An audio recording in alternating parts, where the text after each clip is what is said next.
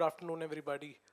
In September at our India's Most Sustainable Companies Summit, I was moderating a panel on the need of standardized ESG reporting.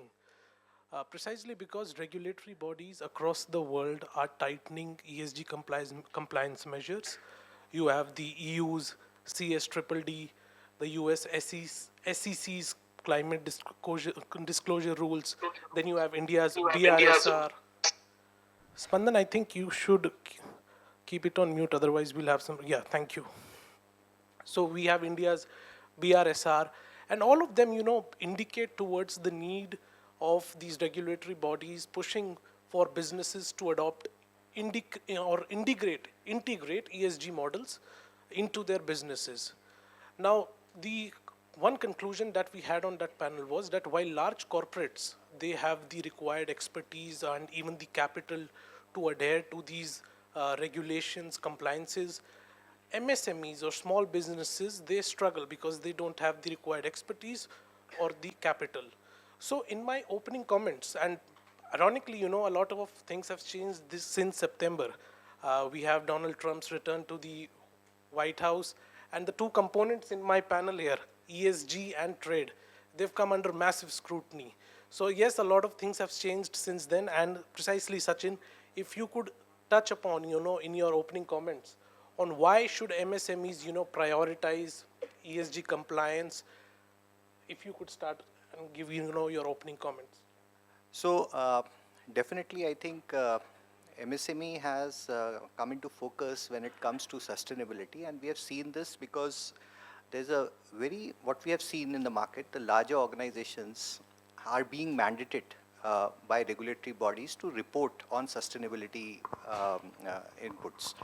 Now, whether it comes to CSRD or BRSR, all those reporting regulatory push, which is primarily directed towards the larger organizations, that requires a definite input from all the MSMEs who are actually providing they are basically the tier 2, tier 3 suppliers in the ecosystem of these larger organizations. So that input of sustainability is being asked by the larger organizations from these MSMEs. So they are actually being forced to report these sustainability KPIs to larger organizations. So that is one big push which is coming in because of the regulatory mandates being targeted towards the larger organizations. The second thing which is driving the MSME towards this sustainability or the ESG route is this export which the MSMEs are actually contributing to, particularly the exports to the European Union. Yeah. That's basically coming under a radar of a lot of regulatory mandates, because all the imports to European Union, that is coming under under regulatory mandates like CBAM. CBAM is actually taxing the embedded emissions within the products which are being imported into or exported into the European Union. So these are few things which are actually driving the MSME segments, MSME companies to adopt ESG or to look at ESG very seriously. Right. Thank you, Sachin. Professor Mukherjee, you specialize in this area of the European Union and the US markets. In the light of that, as Sachin pointed out, what are your thoughts on it? Hi, good afternoon. Thanks for the invite. See, there are three things we need to think about. One is that there is no global definition of MSME. So when you're talking about who is the target, you don't know. And we also have a lot of micro farms. May not all be engaged in trade, but there are micro and specialized farms. Secondly, while we say the countries are implementing the regulations initially came driven by two groups. One is the consumers and one is the trade organizations and the associations of those countries.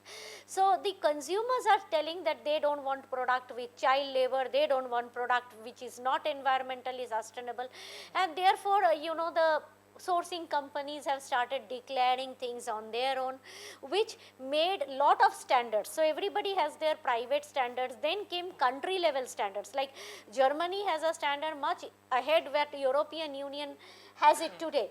And then comes your national level standard.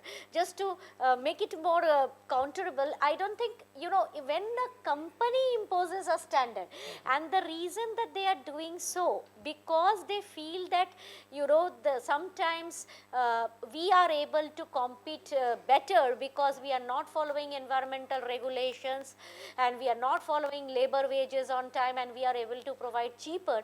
That gives certain countries an edge to market, and that's where they would like to target. I think US will be in the same plane in some cases, not as rigid as the European Union. Now, when you talk to these different standard of compliance, the problem for the MSMEs are that they now have to first understand what they cover, because now when you are talking about the EU ESG directive, it and also link it to the IPF labor standard and the environmental standard pillar with the US that we have signed. Unless otherwise Trump withdraws from the IPF, that kind of stays. And if that stays, what you are looking into it, that you are looking at labor laws, you are looking at ILO decent work condition implementation, you are looking at carbon taxation, you are looking at fair trade, you are looking at rainforest, you are for agri product, you are seeing that the product has not caused any climate disaster. So there are so many things you are looking at, and based on the type of product that you produce, and that is very important, and the type of service that you provide, number of regulations can impact you, and that is what the MSMEs need to look into. Thank you, Professor Mukherjee. Spandan, if you would like to add, as she pointed out that due to this lack of standardized framework, what sort of awareness there is, on the ground when it comes to MSMEs and, adopting or adhering to these framework compliances? So yeah, as I think Sachin and Ma'am has pointed out, a combination of regulatory push as well as this request from clients, both from an Indian perspective, where the SEBI disclosure mandate is expanding, as well as a plethora of regulations here in EU, are forcing companies to start thinking about it. I think. On the ground, while I've seen working with quite a few MSME companies, particularly that are supplying product to the export markets, is that they're kind of looking at it as a very reactive approach, right? In the sense that, okay, आज client की कुछ request आई है, help us work this out, fill up a form, and then we'll see how best we tackle it the next time a similar request comes through. So there's clearly a lack of kind of this business embedded kind of perspective that is required when it comes to the wider sustainability aspects from an MSME perspective. And there's challenges around kind of the skill set and working out how best to approach this holistically. In that a request might only cater to if it's a carbon focused questionnaire on the emissions and the intensity side of things. But what about water? What about waste? What about kind of the wider human rights and the social aspects, ILO and some of the other terminology that ma'am has referred to earlier.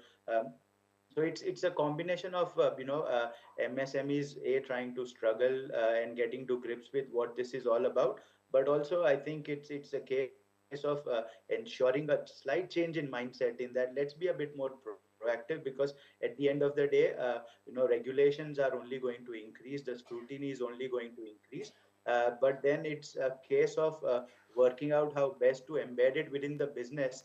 So there's efficiencies and advantages that you can drive in addition to it being a compliance and a regulatory aspect as well going forward. Right. Thank you, Spandan. Sachin, since we are discussing trade, given the negotiations that India is having with the EU and the UK trade agreements, trade talks, it has a significant component of, the sustainability ESG compliance measures. So, what sort of pressure you're seeing, given these when these trade talks materialize, what sort of pressures it could create for our MSMEs?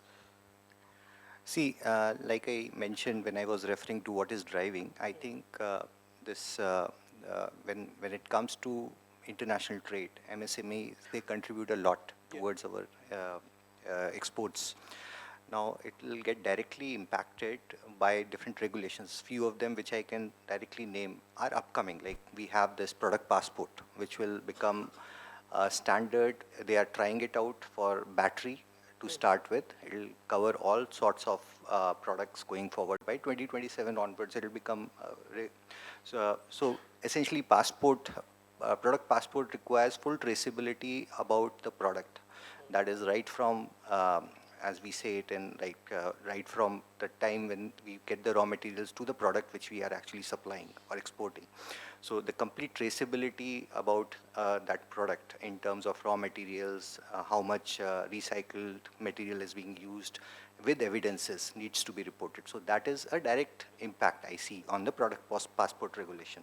The other regulations which will impact in the international trade would be definitely CBAM, as I mentioned, is which actually taxes the MSMEs on the products it's essentially talking about the embedded emissions which will be taxed.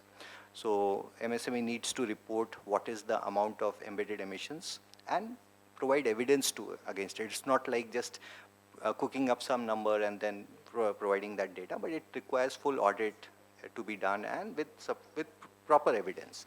Likewise, there's one more regulation which is coming, which is ESPR, which is about designed for recyclability. So all the products which are supplied or exported in the international market, they need to be fully recyclable or they should be repairable. So that depends upon what sort of a product category.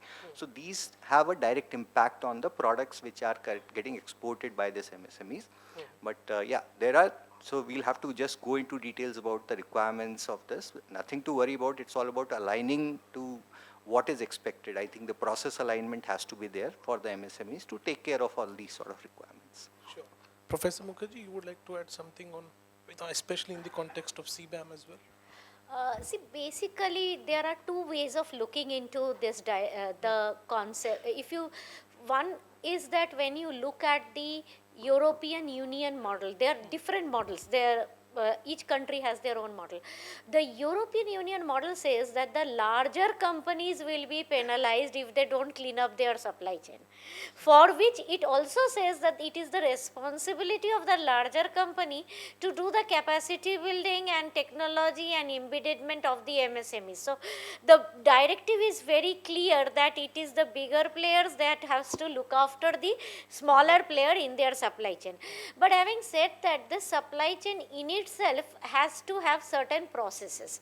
The system of that process was that we never had a record of the MSME. Now thanks to Udyam Portal, we have a record of the MSMEs. Okay, so now that you have a record of the MSMEs, and because this is also an MSME forum and their association is here, you need to really map what does this MSME need in terms of process and in terms of mapping to build the traceability. And if you are able to build a traceability and keep a record of what you are doing, 50% of the work is done there. So therefore that is where the support probably should go into. The next 50% of the work should be, you have to look at the wastage, and there are industries that are classified. It is not like every industry is told that they are bad. And it is not that every country, every industry is told it is bad. For example, Brazil has got a very bad ranking in coffee, India has got a very good ranking. So you need to actually understand where your industry, in which component it is lying, and same is like our steel has been questioned, right? So therefore we have to look at which industry component we are, and probably you will know that the audit is much tougher for the industry in the red category and high risk, which they call a high risk category. Last but not the least, one point I would like to add is that there are funding available for this. An MSME group needs to work with the exporting countries, like importers of the exporting countries. Groups have to work together to actually close the deals on how the MSMEs are able to access those funds for the ESG requirement. Sure. Thank you, Professor Mukherjee. Spandan, if you would like to add on how do you see the global, these trade agreements panning out with the sustainability clauses for MSMEs? I think it's becoming an important criteria for all kind of trade discussions in some form or the other. Another example, we've talked about right to repair and a product passport, etc. Deforestation is another area that is also a focus of the EU, and the sector specific initiatives, particularly around the textile kind of industry as well, that again there's some regulations in the pipeline. So in some form or the other, some other countries like Canada, like Australia, are also considering introducing the carbon border adjustment mechanism equivalent kind of taxation.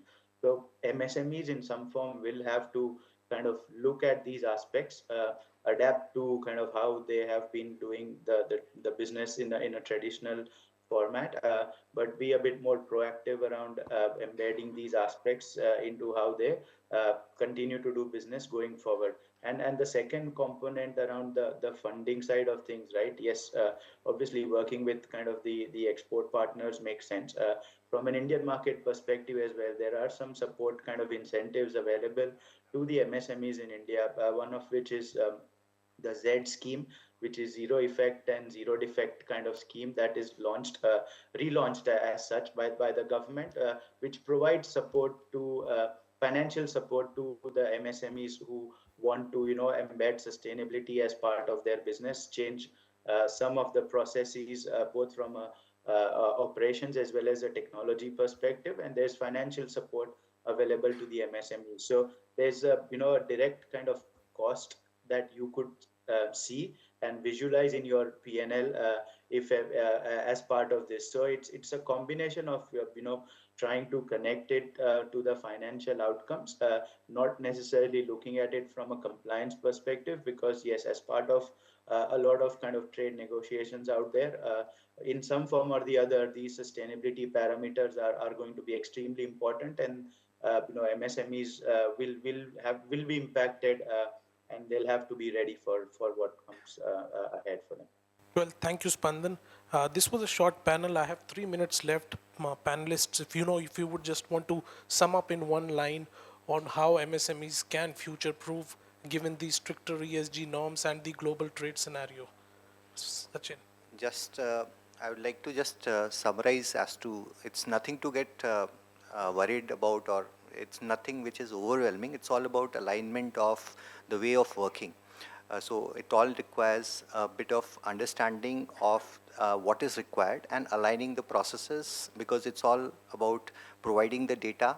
It's all about traceability, which is boils down to providing data and artifacts, which is again possible if we align our processes to the ESG requirements. That will cover more than 50-60% of what is required as part of compliance. Thank you, Sachin. Professor Mukherjee, what would be your concluding thoughts? See, basically, today, if you sign a trade agreement, you face environmental and labor standard issues that is no longer going to be there. If you want to reach a customer, you have to follow certain environmental and labor standard. That's going to be the change from a trade agreement specific meeting requirement to a very generic meeting requirement. But when it is a generic trade of term, like you have adopted, social media and others to export, or e-commerce platform, this is another thing that you need to think through and adopt. But when you build synergies across MSMEs of similar product categories for ESG compliance, I think the capacity building, training, and the entire process of adaptation will lower the cost for the MSMEs. Very rightly put, ma'am. Spandan, your quick concluding thought on future proofing for MSMEs against these stricter norms and Yeah, I navigating think the trade environment. yeah, two things is being a bit more proactive versus leaving it to the last minute, and secondly, kind of changing the mindset, because eventually embedding these parameters as part of the business is either going to help with driving top line, or from a cost and an operational efficiencies perspective. So treat it more as an element of the business versus considering it as an additional compliance or a reporting burden, and being a bit more proactive about this is, I think, something that I would recommend MSMEs to consider as future proofing themselves in light of the ESG ecosystem and the regulations. Thank you, Spandan. That's all the time that we had for this panel. Thank you so much, panelists, for joining. Audience, can we please have a big round of applause for all my panelists? Thank you so much.